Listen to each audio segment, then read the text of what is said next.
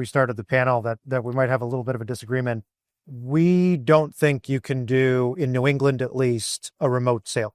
We tried, partners have tried, we did installations for partners that did remote sales. They were kind of a disaster. And we've ultimately come to the conclusion that you have to do a site walk. We've got an awesome episode for you today. It's another recording from the U.S. Heat Pump Summit, which was back in November in Worcester, Massachusetts. It's a panel I moderated with three awesome innovators in the space. It's Evan Anderson, Pearl Edison, it's Grant Gunnison from Zero Homes, and it's Mark Kasdorf from Forge. All three of those guys have been guests on the Heat Pump podcast, but what's really cool here is A, they're all doing super interesting stuff, but B, they're on one panel answering the same questions kind of back to back to back. So it's a really interesting juxtaposition of these different models and different ways to go about things. If you're building a business in this space, I think it's a fascinating mirror to hold up to your business, to just ask yourself, could I be doing things differently? Because all three of these guys are trying to do things in quite a different way. So it's a great episode. All right, one note. These guys were crazy transparent, like crazy transparent. They were giving margin numbers, average ticket prices, conversion rates. I mean, they went above and beyond. It's one thing to share all that kind of information in a room of 100 to 200 people. It's a completely different thing to put that on a podcast in a transcript out there for all eternity. So we basically bleeped out every number. We probably went a little too far, but we felt bad with how transparent and honest these guys were. Having just listened to it with all those numbers bleeped out, you can still learn a ton here. The exact numbers don't matter. You can really get a picture of what they're building, why, and how it's different from your more traditional HVAC model. So I think it's still a great episode. I loved listening to it again just now, and hopefully you'll get a ton out of it. And one quick announcement. In a day or two, we're hosting a training with the Building Performance Association called Don't Compete on Price, Win on Trust. It's gotten great feedback. In it, we're going to break down how to diagnose your business. We're going to provide real examples of contractors earning price premiums today and recommend process and sales changes that you can implement immediately to avoid the race to the bottom. It's on February 5th. The link is in the show notes to register. And if you register but can't make it, you'll automatically get a recording to it. All right. Hope to see you on the training and enjoy the episode. All right, everyone. Welcome to Rethinking the Heat Pump Business Model, a look at companies leaning on innovation. I'm Ed Smith. I'm co-founder of Amply Energy, and I'm super excited about this. I know all these guys. They've all been gracious enough to be on our podcast over the last year, and they all have super interesting businesses. More innovation is happening in heat pumps than anywhere else in HVAC. I'm biased on that, but I think it's totally true. And these guys are all running companies that I think are excellent examples of that innovation. And so we're going to hear from them about their businesses, how it's going, and what they're seeing. So basically, we're going to cover more than this, but like three big topics. So what the heck is your business? Why did you start it? How's it going? And what does it mean for the rest of us? And there's a smattering of different folks in here, contractors who we're like really thinking about, but there's folks from utilities, distributors, all over the place. So I want to cover all that. Before we get into the specifics though, I just want to do like rapid fire intros. So if you guys would each introduce yourselves and give us your business in like 2 sentences, you will get way more than 2 sentences for the rest of this hour. But yeah, give us who you are and what your business is. Mark, you want to start us off? Sure. So my name is Mark Kasdorf. I'm the founder and CEO of Forge. My background in 30 seconds, I'm a software guy. So I started a software company when I was like 25. That did pretty well. I worked at a big company for a little while. And in 2020, I started Forge 1.0, which I'm not going to talk about today. That was in carpentry. And in 2023, we morphed into Forge 2.0. Forge 2.0 is a next generation. We call ourselves a next generation heat pump contractor. For this room, we're a heat pump contractor. We're probably the most similar to everyone here.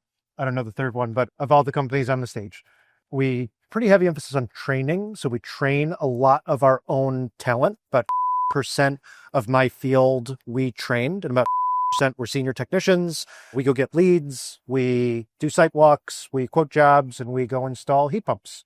We're about % install and % service today. By the next year, we'll probably be more like. Excellent. Thank you, Mark. Grant. Cool. Yeah. Grant Gunnison, founder and CEO of Zero Homes. We are a home upgrade marketplace, primarily focused on heat pumps, but we do a long tail of projects. Yeah, my background in 30 seconds, I grew up in a general contracting business, tried and true business, ran that for a couple of years, kind of doing everything from sales to ops, etc. Sometimes running around with my bags on. And these days, and then after that, backgrounds in technology, actually pretty similar. Spent a lot of time building space systems and small satellites. And today, really focus on a tech-forward version of a marketplace that can really be the enablement layer for consumers and contractors. All right, we're going to dig a lot more into that. Evan. I'm Evan Anderson, co-founder of Edison. By background, I also am a recovering startup guy. I spent a good portion of my career in automated driving. Sought something a little bit closer to, tangible value for real customers. In terms of what we do at Edison, we really serve 3 stakeholders, try to help homeowners navigate project complexity on energy efficiency and electrification retrofits. We send fully designed, fully contracted work to a small closed network of high performance owner operated contractors. And then we work with utility and municipal programs to do that. So we'll get into it in more depth in this session, I'm sure. Awesome. I was worried none of you would be able to hold that to 60 seconds. That was excellent. Set the bar. That was very good, Mark. Yeah. I knew who to start with. All right. I'm adamant that in this session, I'm not just going to go down the line. So Mark, you're not going to start every time. Sure. I want to get deeper. So I want to get a little more into give us the story, the why, what's the problem you saw? Why did you want to solve it?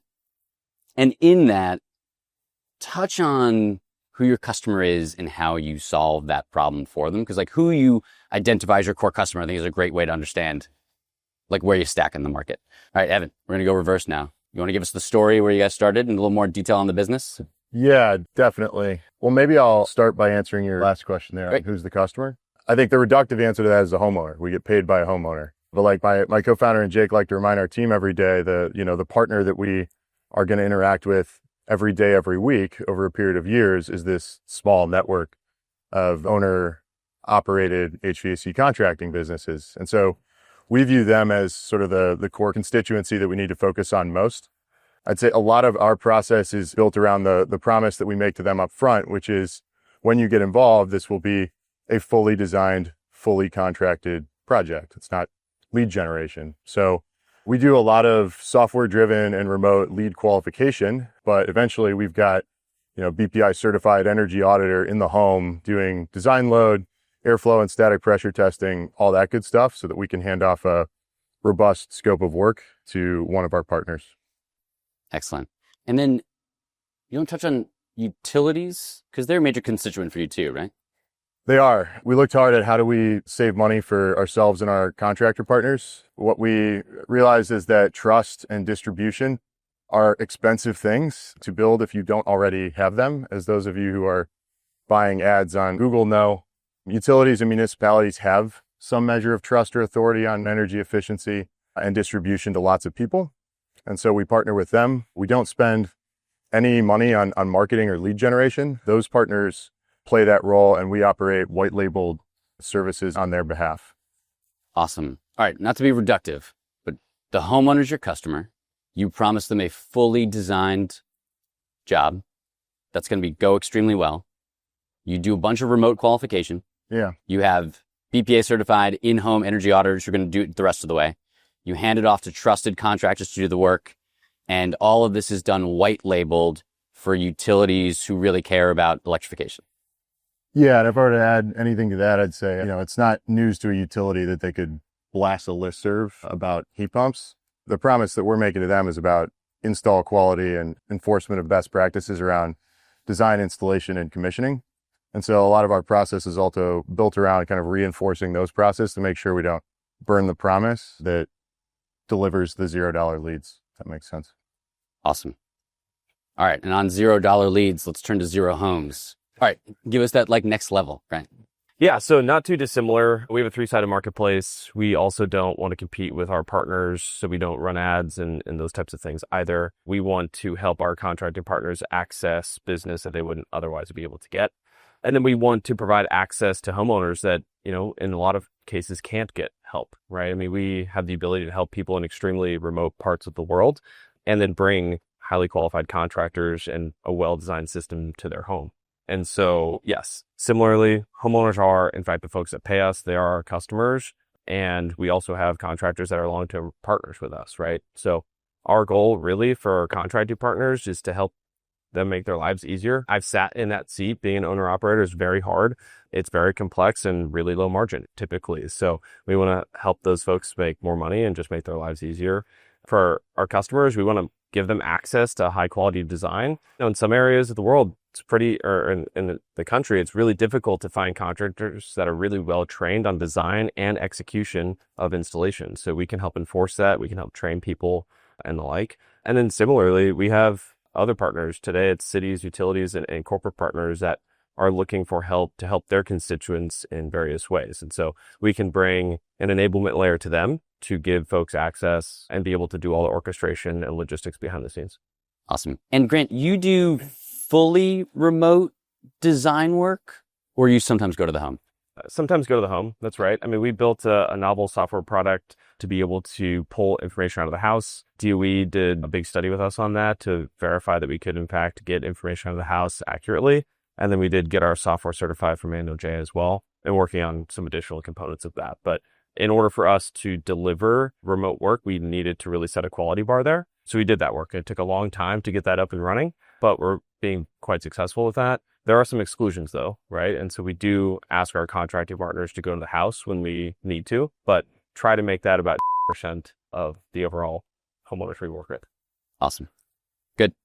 Thank you, sir. Mark? Yeah, I'm going to start with the why behind Forge. Our why is that the U.S. is rapidly running out of its skilled trades labor force. My guess is that anyone here that runs an HVAC firm, you're struggling with new talent. So that was our starting point. I originally wanted to start a company just like this one. And I was going to build software. I was going to build a marketplace. I did a bunch of primary research. I spent some time with contractors, and I made the decision I didn't want to be in the business of selling software to contractors. I think that most contractors don't really want software. It's a pain in the neck. It doesn't work all the time. And I wanted to build software that made it easier for young people to get into the trades. And that was even harder software to sell to contractors. So we made a pretty early decision that we were just going to build a new construction firm, and we were going to embed software in the company. We were going to design the whole company so that we could deliver an incredibly high quality product to homeowners and do it with a labor force that's average age is like 32. So it's not 25. We've got at least one 40-year-old master technician for every 3 or 4 young people in the company. But we kind of built this software first culture that enables us to deliver heat pumps to homeowners at a great cost with a high quality, with a young new labor force. I'm really torn on, our customer is the homeowner, right? They're the ones that pay the bills.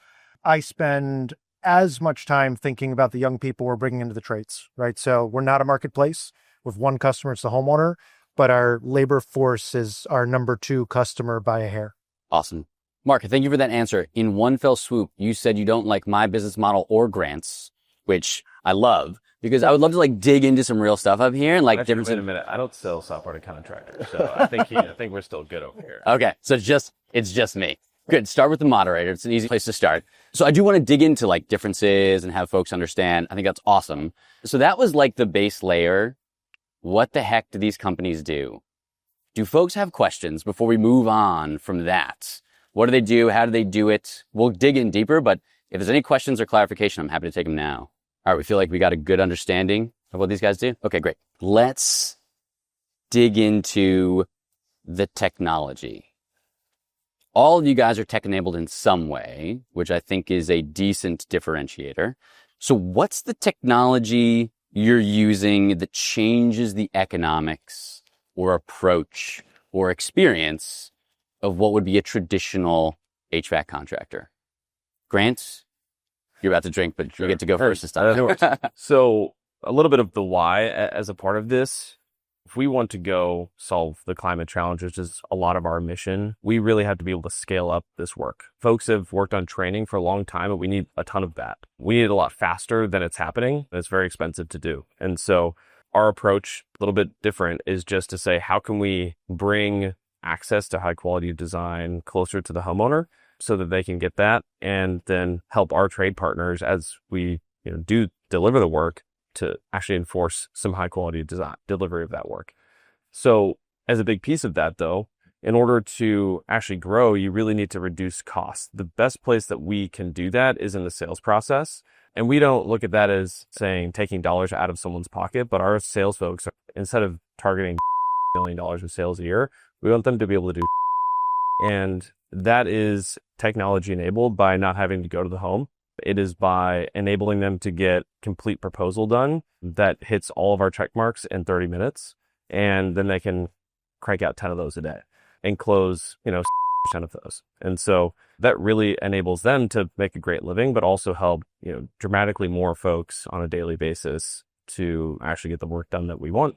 And then, of course, be able to help folks in Seattle and Boston and Colorado and northern Minnesota all in the same day. And so that's really the suite that we're trying to build. It's a unified technology suite across electrical load calcs, heat load calcs, being able to select systems in that. So you're doing manual S as well, and then building full proposals in that. So there's a lot of software there to do the heavy lifting, but really enable folks to do a lot more work without having to jump in a truck, which is not the most fun thing.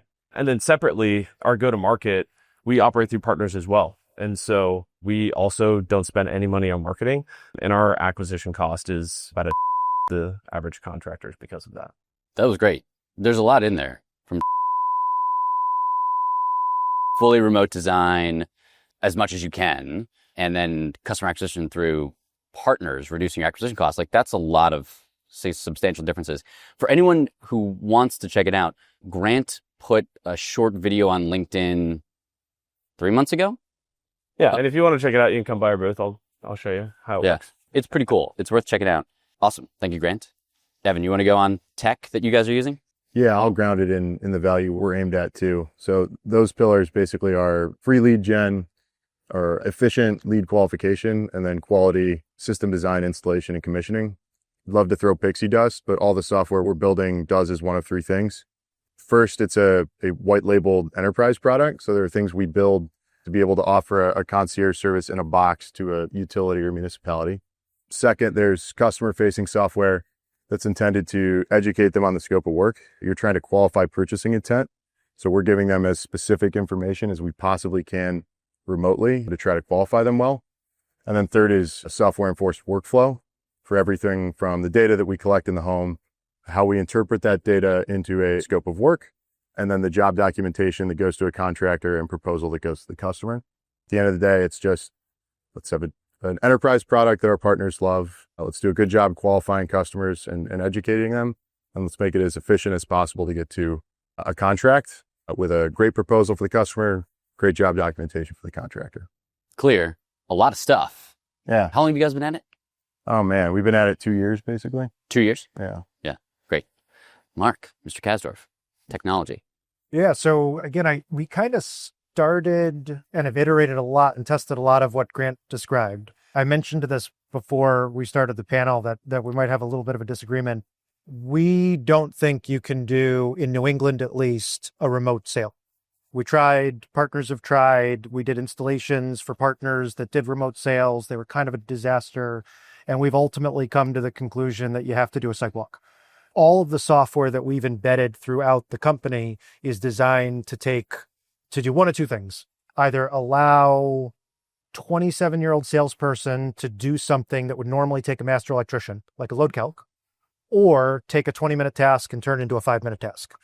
We're not quite getting to per salesperson, but we're like, which I think is quite a bit more than industry standard. And that's with doing a site visit for every single job. We build relatively little software internally. I think we let Silicon Valley and tens of billions of dollars try a zillion experiments, and then we try them all and we embed the best software. So just to clarify something from earlier, Ed, I love it when people make software. I just didn't want to be in the business of selling software.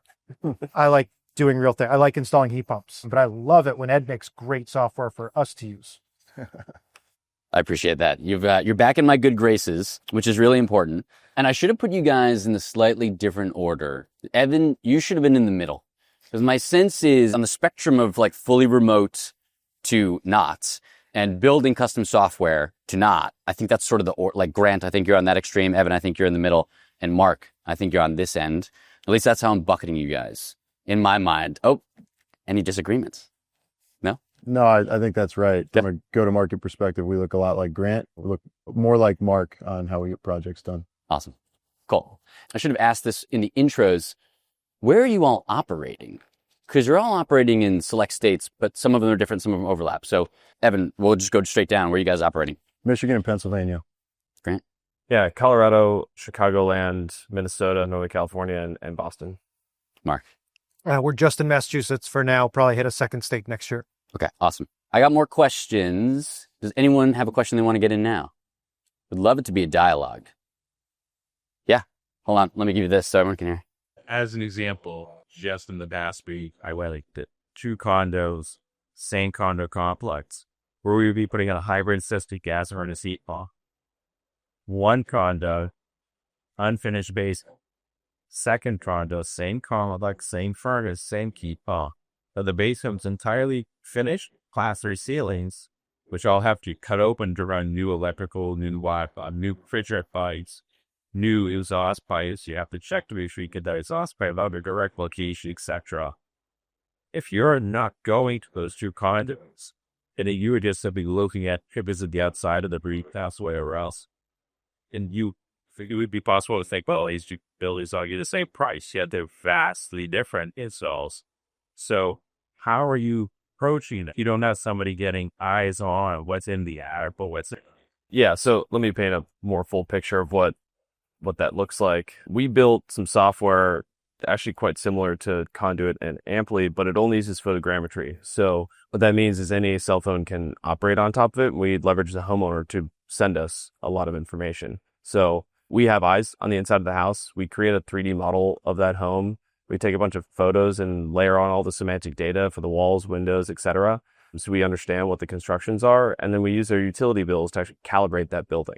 And so we can do very accurate manual J's of that, but we also have enough information to mostly understand the practicalities of install with some exclusions. And so there are some cases when we do need to send a person to the house. We really want to hold a high quality bar. So we're not going to set up our installers for failure. We want to make sure that they are prepared to be successful in the field. And sometimes that does require site visits, but it's a lot more than like a quick video walkthrough or just some photos from Google Maps or, the outsides of their house. There's a lot going on there.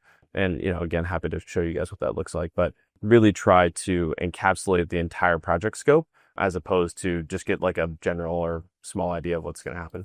Great answer. And Joel, I'm coming back. Joel, you're president of ACA&E? You stepped down, but incredibly well-respected contractor in Massachusetts.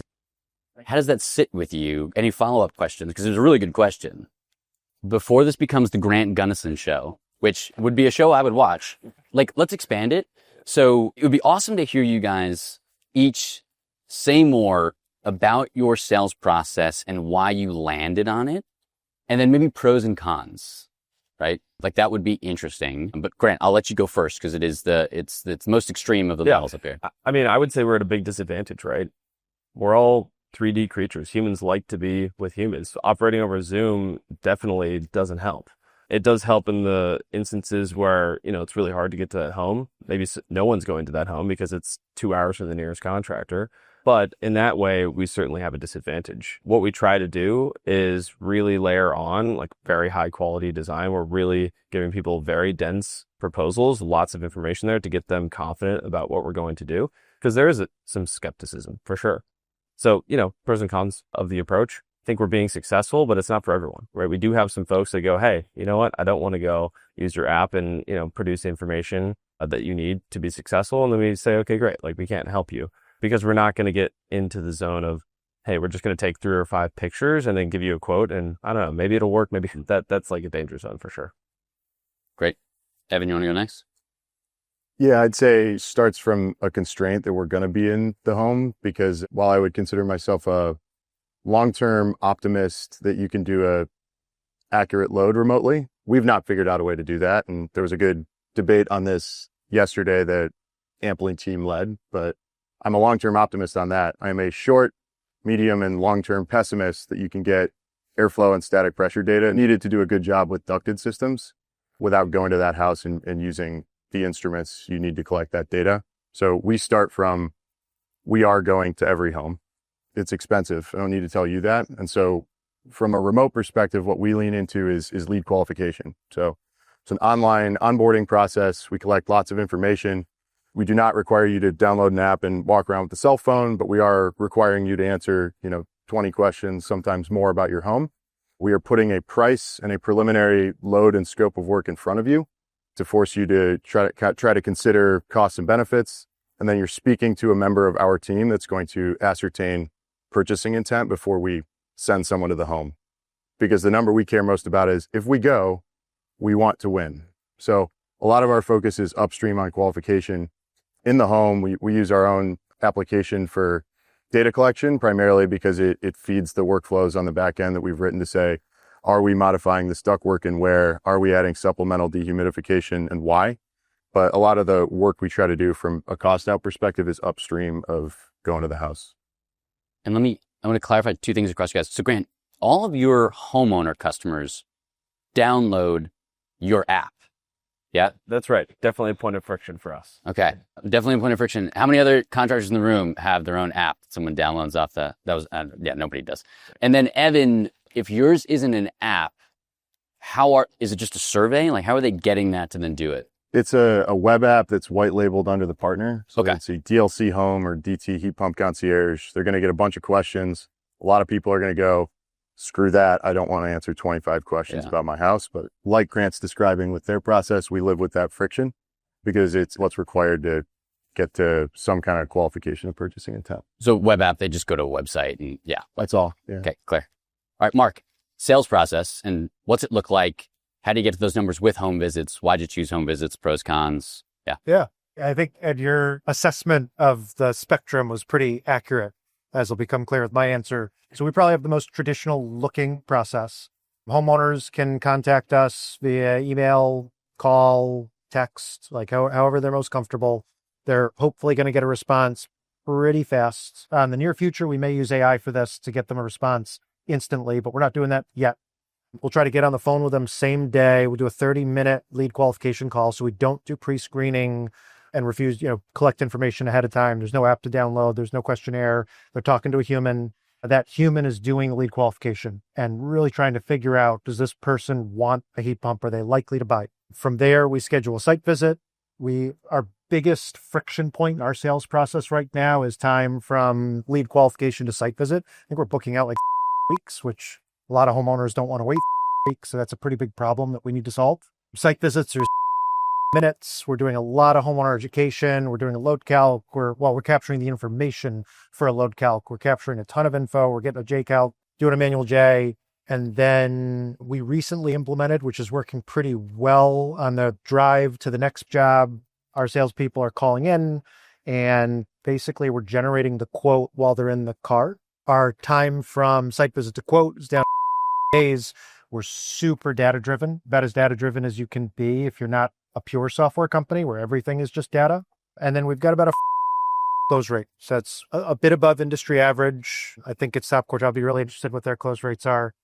And the math all works for us in general. I think it works a little better at 1%. It doesn't really work at 1%. Awesome. Very helpful. And I hope you all are getting the sense for like the amount of technology, some of the differences, some of the similarities from what you would call a traditional HVAC or heat pump installer. It's a good moment to pause. Any questions coming up at this moment? Multiple. Hal, let's go to you first and then Marcy. 3 good questions. What was the last one? I'm sorry. Service after the sale.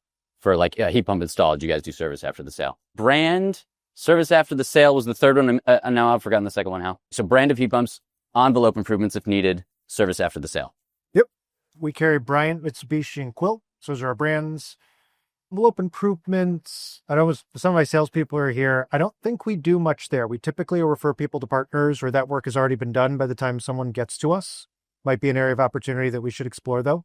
And then Service after the sale, we offer a service plan, a couple $100 a year for us to come out once or twice, depending on what level people pick. and generally want to stay close to that homeowner, and I want to install their replacement in 15 to 20 years, and I want to be helping them maintain a great system every year in between. Awesome. Grant? Yeah, so similar. We use several major manufacturers, so not Quilt yet, but Mitsubishi, Bosch, Daikin are typical for us. Though we're not married to anything, we do have opinions, frankly, on performance. We don't sell service contracts. If our partners in network would like to do that, they're welcome to do that with the homeowners. So we have mechanical, weatherization, plumbing, and electrical contractors primarily in network. We don't price out the weatherization work ourselves today. We can't get in all of those spaces, so we will have someone come do a walkthrough to price that out.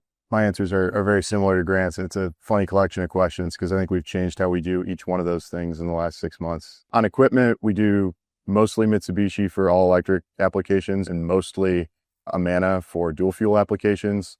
We started out agnostic. We've moved away from that in order to aggregate enough demand to push equipment prices down a little bit. And because our partners have found it easier if we just buy what we want versus sending them a cut sheet. Second, on Shell, our data collection process is designed to get what we need to quote that. We are not good enough at that yet either.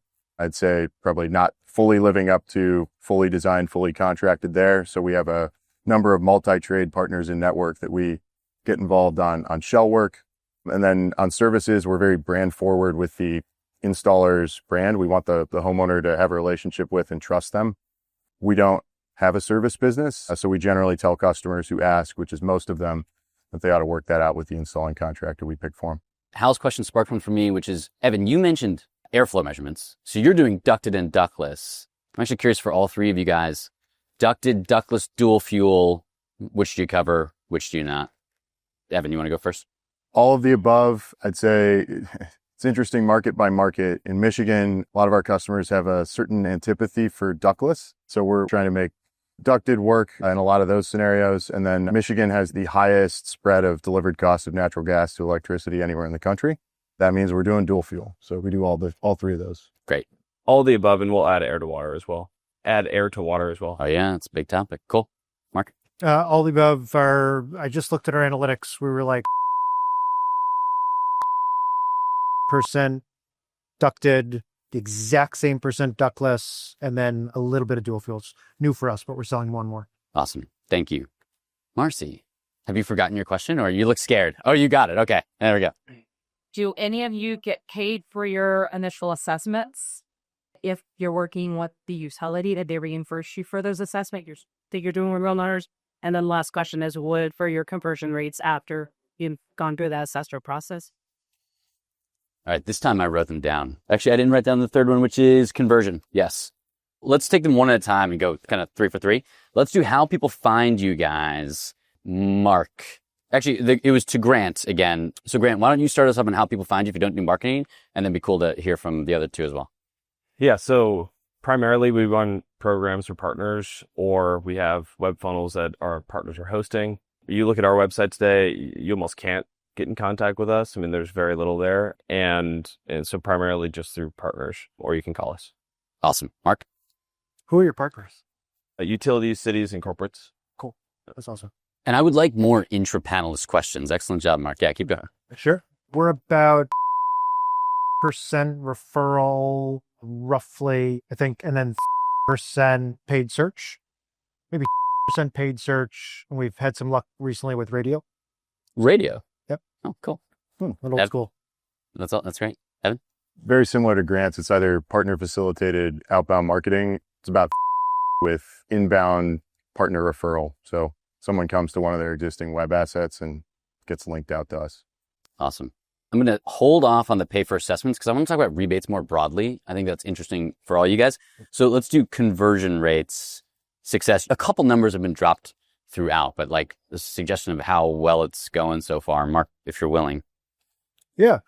So again, we're super data driven. Our lead to site visit conversion rate changes constantly when we're running different experiments. We tried social for a while. We had a 4% conversion rate. It was awful. Social was a pretty big waste of money for us, at least the way we did it. Maybe someone else could be successful there, but we didn't have a lot of luck with social, like Instagram and stuff like that. I think today we're pushing close to an 8% conversion from we're qualifying on the phone to we're booking a site visit. And then our conversion from site visit to quote it's got to be above percent. If we go to a home, we're generally generating quote. I think occasionally our salespeople realize that, you don't will agree with the homeowner. You don't want our services. And then from quote to close, we're running, it varies from month to month, but over the course of this year, it'll be somewhere between percent. Grant? Tried to set a high bar because I'm interested in their numbers also. Yeah, frankly, pretty similar. In the last 5 months or so, we've been about or above on close rate from virtual call to sign a contract. And the numbers above that vary a little bit in the funnel. I would say we have a lower booking rate at the moment and probably could invest a little bit in sales ops. But generally, the quotes that we're sending out to folks are doing a pretty good job closing them. I'll caveat that we're doing less volume probably than both of these guys, but our close has been percent for the cohorts that are back in April or May. I think one of the unique features of our business is that we don't serve emergencies well. So our customers are planners. Planners take their sweet time making a decision. And so the fresher data from, people that entered the funnel last month, just we don't have yet, but it's basically percent for the Q2 cohort. Awesome. Great. I think there's kind of two questions there, and they're both interesting. The first one is, can you do a countertop sale? If you price high enough, you can. Like, you can let your margin vary a bit. You throw out a high price, and if they sign, great. If we don't love to do that, we probably run at slightly lower margins, certainly than a PE firm, and probably some of the people in this room right now. We want to give homeowners great value while charging a fair price. We can't do that at the countertop. Like, we don't have a load calc yet. We don't know if there's going to be a panel upgrade. Like, there's just too many question marks for us to, other than a very simple system, for us to generate a quote on the spot. From there, I was talking to one of our sales guys the other day, like he was telling me a job he just closed was 50 emails back and forth with the homeowner and probably another half a dozen phone calls, right? So we have no problem building a relationship. We're talking to those homeowners. We're spending real time. It's work to do it when you don't do it at the countertop. The countertop is sexy. Like, that would be great. We just haven't figured it out yet. Evan, you want to go next? Yeah, we don't do it in the home because the software we build is not good enough for that yet. Like, we want eyes from one of our experts on it before it goes out. It's not that you couldn't run the workflow in the background and generate it. It's just quality control for us right now. I think that's a limitation we hope to eliminate. So that's not the long-term plan. But in terms of how you avoid sticker shocking people, we just try to sticker shock them up front. So if we're going to the house, they've already seen something online that says dollars and had to reckon with that. Where we get into trouble is if you gave them dollars and then you show up and ductwork's a disaster, there's a hole in the wall, and somehow we didn't get that in a lead qual call. But for the most part, people already know roughly what they're paying.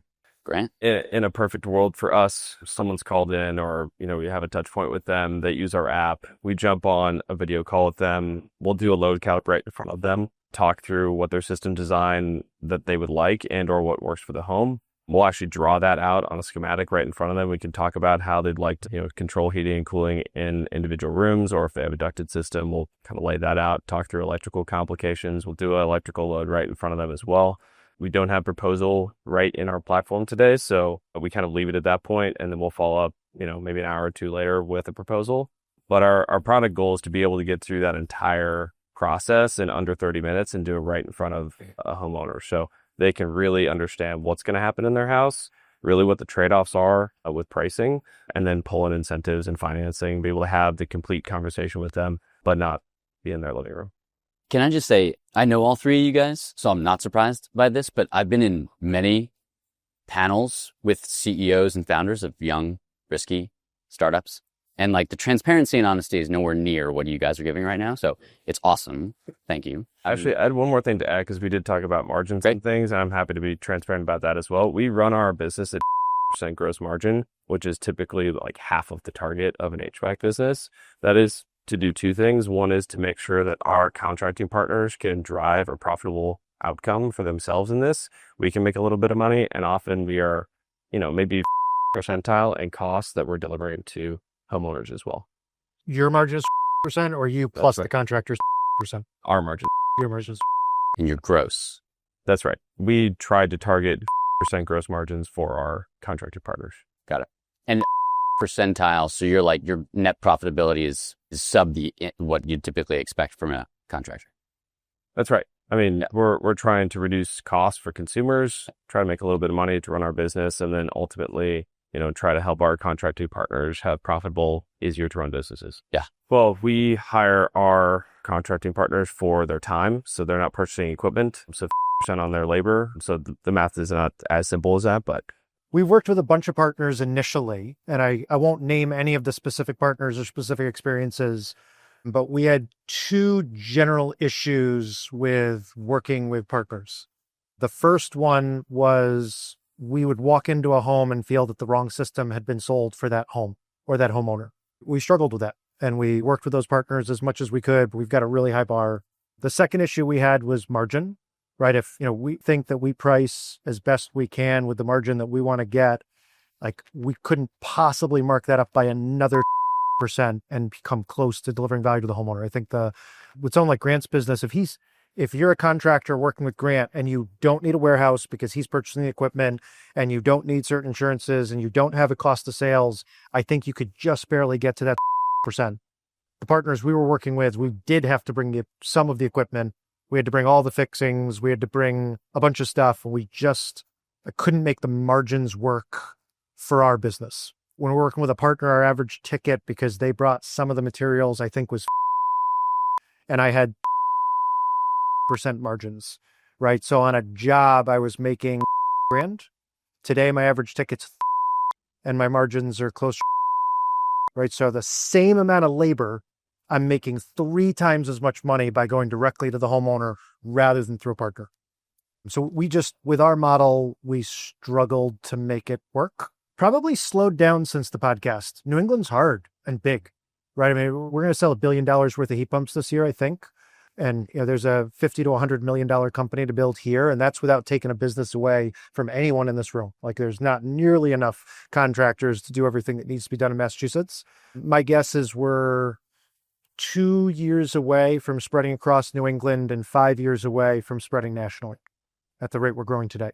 This ties into a question I had on here, which is basically the headline of it was partner or competitor. So, Mark, that was very well said that I think basically competitor, but there's plenty of business to go around. So don't worry about it. Is that fair? Yeah. I mean, I think the only people I want to put out of business, and I apologize if you're in the room, are the P roll-ups, which I think are like bad for homeowners, they're bad for everyone but the person that sells to them. They're great for those people, but I'm not a big fan of how the P roll-ups treat homeowners. Awesome. Always an easy one to throw under the bus. Well done. Grant and Evan, how do you guys want contractors to think about you and their relationship with you? Like, you need them as subcontractors. Not making margin on the boxes is tricky. So and actually, Evan, I don't know if that's true for you or not, but weigh in on how would you want, if there's a contractor here operating where you operate, what would you want them to think about you and be asking themselves? Grant, I guess you can go next. Yeah, cool. So yeah, I mean, we really want to be partners, right? At the end of the day, I mean, I ran a GC business and I had crews swinging hammers and the like, and we really just want to be the enablement layer for the folks that are doing that work. We want to make it as easy as possible for you to go do that work and as profitable as it could be. We really do try to protect our contractors' margins. And if something goes sideways on a job, we just eat that. We're not going to, string out our contractors, and we really don't want to burn them. It's hard enough to run one of these businesses. Working with a partner adds complexity to those businesses. And so we really try to be as friendly as possible. Doesn't mean we're perfect, but we do our best. And we are also trying to access parts of the market to bring business to our contractors that they wouldn't be able to otherwise. We don't want to compete, through the same marketing channels or any of those things. We really want to be partners and help them grow their businesses. And frankly, I just have a lot of empathy for the folks that run these businesses. I was in that seat and it's hard. So just trying to make it easier. That's great. Evan? I would say by percentage, most contractors are competitors for us. Now, say I'm at the US Heat Pump Summit. That doesn't mean by percentage for this room, most contractors are competitors. But we shy away from using the term marketplace because we try to work with a very tight, closed network of small contractors that want to grow and are performance focused and are owner operated. So we view them as our partners. They need to be more profitable with us, not less.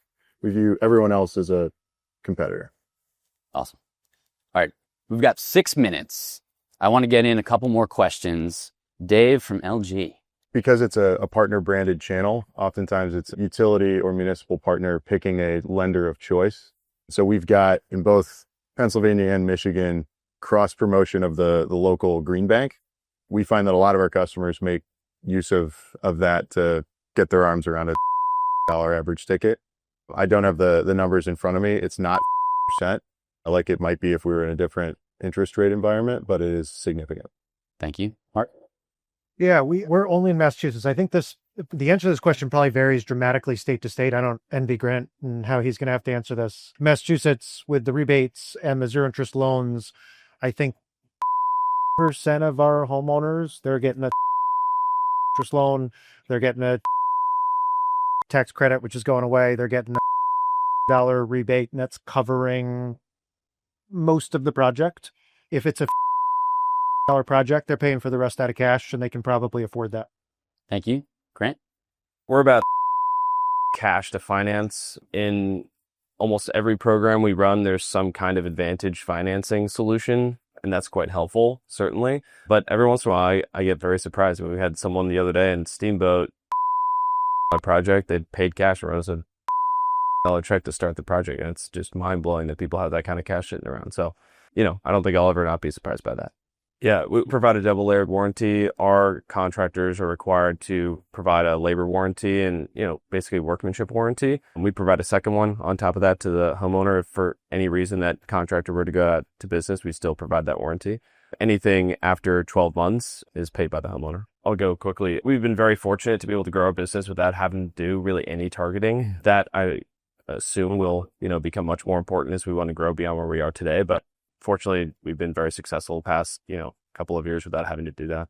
We call them planners. So they're either retiring a system early to try to reduce the carbon intensiveness in their home. They're trying to farm a rebate. They've got a specific comfort challenge that they want to address, but it does limit us to not serving acute failures. I think the other thing that's interesting about that is the planners we hear from our contractor partners are often their least favorite segment to serve. It's like the looky-loo with 1,000 questions. We serve that person pretty well and pretty efficiently. You guys might not want to.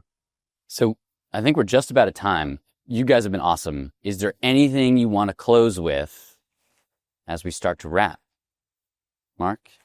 Sure. I think I'll close with a thank you for everyone in this room for helping the country transition to heat pumps, because the number one thing a homeowner can do to help the climate today, other than not fly to Australia, is replace a fossil fuel system with a heat pump. I think everyone here is doing awesome work. I like to tell people whenever I can that for every $1 profit I make, we're creating a job, we're helping the climate, and we're making someone comfortable. I think it's a really kind of nice position to be in, running a business like that. Awesome. Grant? Yeah, 2 notes. Maybe the first is eventually we do want to provide our tools to folks to be able to do inside sales, which much like we do. And I promise you we won't charge for it. I really believe that we can help folks without having to charge for software. And then the second is just an invitation. If, what I've talked about is interesting and you'd like to work with us, we'd love to work with you as well. Evan? Yeah, I'd just say if the description of the partners we work with sounds like you, I'd love to talk. Awesome. Thank you all for joining. There's some super interesting innovation happening here. Thank you to the U3 for being so open and honest. That was awesome. Thanks everyone for joining. Enjoy lunch. Thanks for listening to the Heat Pump Podcast. It is a production of Amply Energy.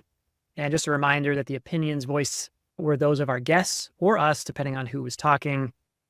If you like what you've heard and haven't subscribed, please subscribe in your favorite podcast platform. We'd love to hear from you, so feel free to reach out. You can reach us once again at hello@amply.energy, no.com, just .energy. Thanks a lot.